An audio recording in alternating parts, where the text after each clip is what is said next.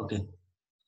AC circuit that we have already discussed about, they were about pure resistive, after that pure inductor, and lastly we have discussed about a pure capacitive circuit. That means in those cases only one active element of these three was there with the EMF, that is the source. Now what we can do, we can have a circuit that will have a these three together, inductor, capacitor and a resistor in a circuit. That means in a single circuit we are chosen what? There is a inductor, a capacitor and a resistance. So when we are supplying the EMF, that means some potential, EMF and potential are the same thing, but there is some differences, you know. You have to go through those kinds of things, and those are the part belongs to secondary levels knowledge, EMF and the potential. So here the total EMF E is basically dropped in three elements. With respect to the L, the potential is VL.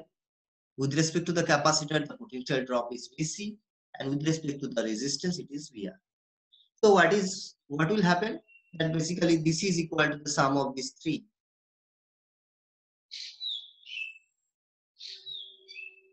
But in the resistor, the current and the voltage are in the phase. We know that the current will follow the same equation, that of the voltage at that level.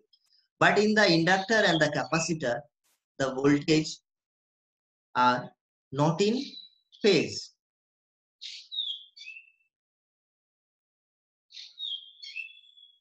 In case of inductor, the current is lagging from the voltage by pi by 2.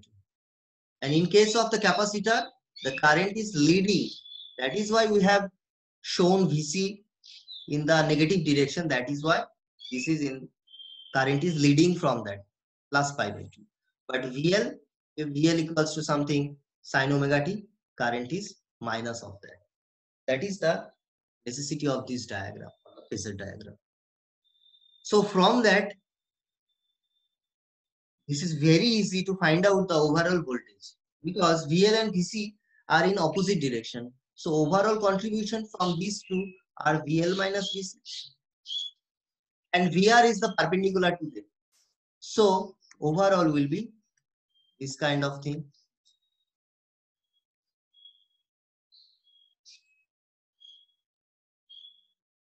So the EMF is actually this. This is very important.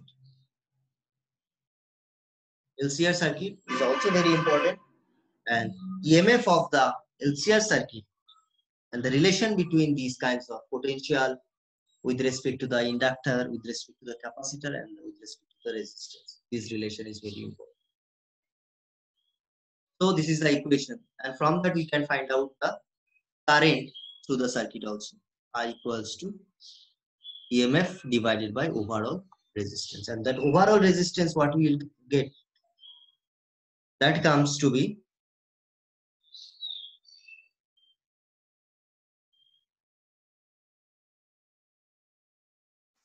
VR equals to IR, VL equals to I into XL, and VC equals to I into XC. And we know what XL, XC, those things are, because in previous video we have discussed all those things.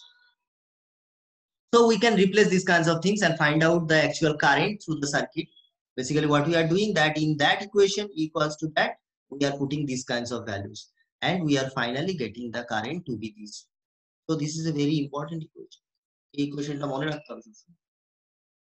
And from that equation also another important part comes, that if XL equals to XC, then XL minus XC will be 0. There will be no contribution. So the maximum current for a circuit will be when XL and XC have the same value.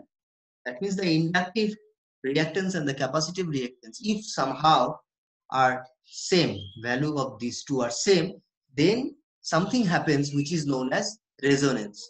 And when the resonance occurred, the current through the circuit is the maximum. Otherwise, it will have some other value, but the maximum value is when the XL and XC are equal, and that situation is known as the resonance. And the Z, that means the resistance of the below part of the equation, is known as the impedance. And from those equations, we can find out different things like angles of the EMF, actual EMF that is producing with respect to the current phi, that is comes to be like this, XL minus XC divided by R. These are very simple equations, because you know tan phi will be from that graph. Let us erase first, then we can discuss very easily, because clean screen is very necessary to discuss this concept. Otherwise, you will get confused.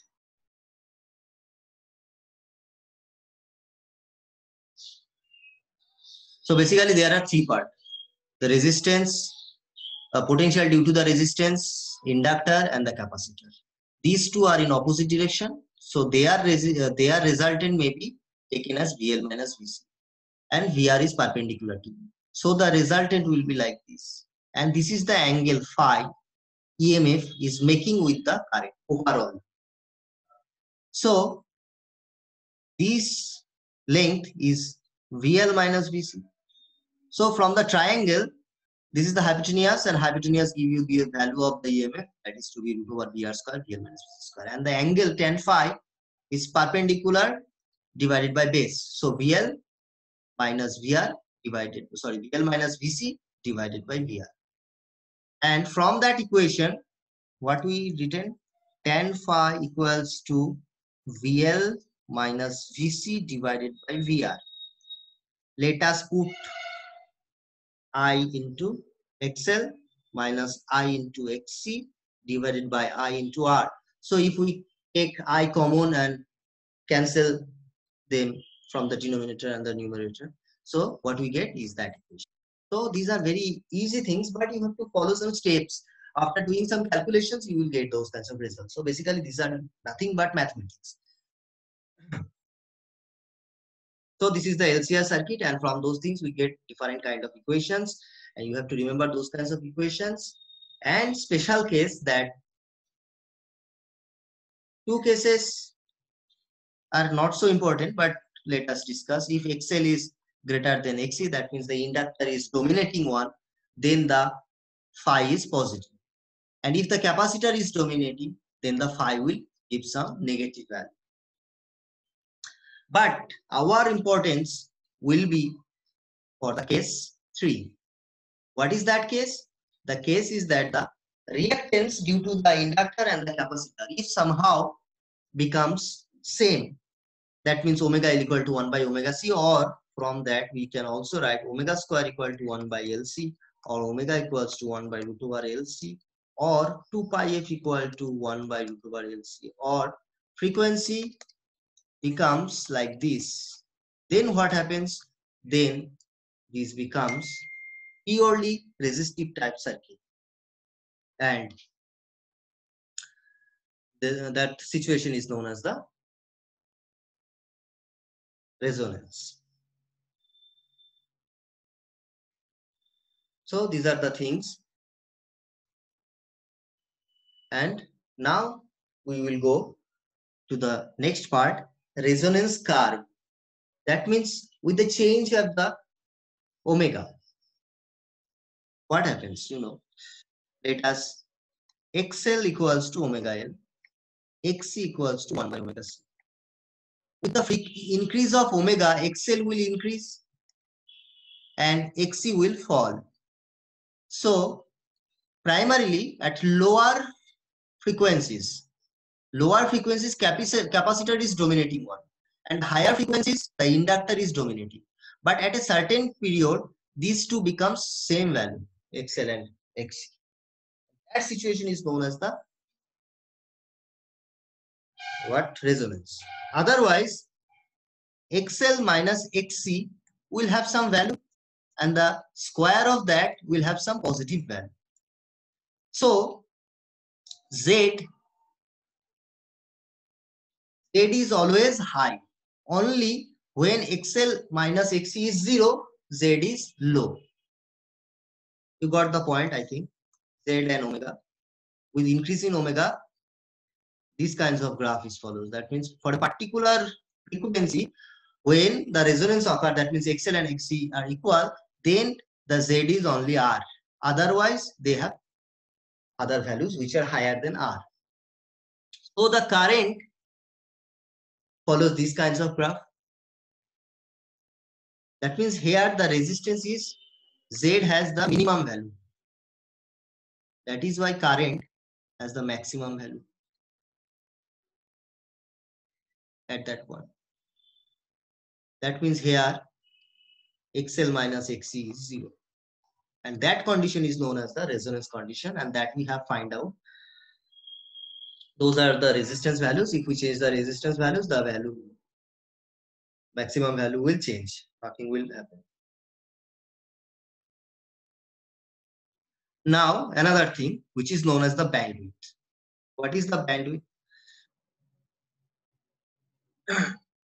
This is the maximum current here. And this is the 1 by root 2 time. That means RMS value. And we will get RMS value for two frequencies. One lower frequency and one upper frequency. The difference between these two frequencies is known as the bandwidth. 2 delta W. Okay, let us see once again.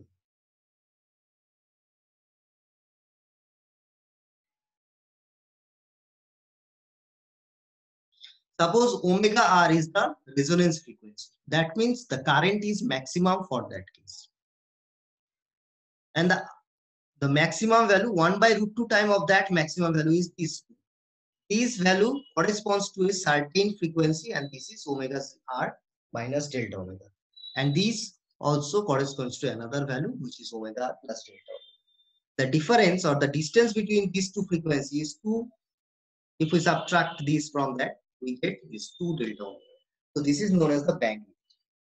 And the quality factor is defined as the ratio of the resonant frequency. That means omega R divided by 2 delta omega is known as the quality factor Q.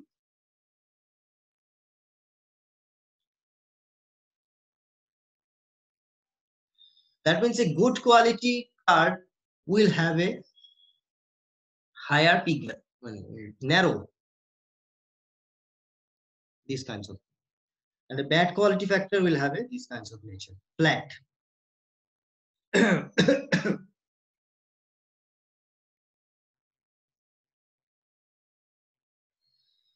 So basically, what we have studied so far is the 3 kind of circuit, 4 kind of basically. One is pure resistive circuit. After that, pure inductive circuit.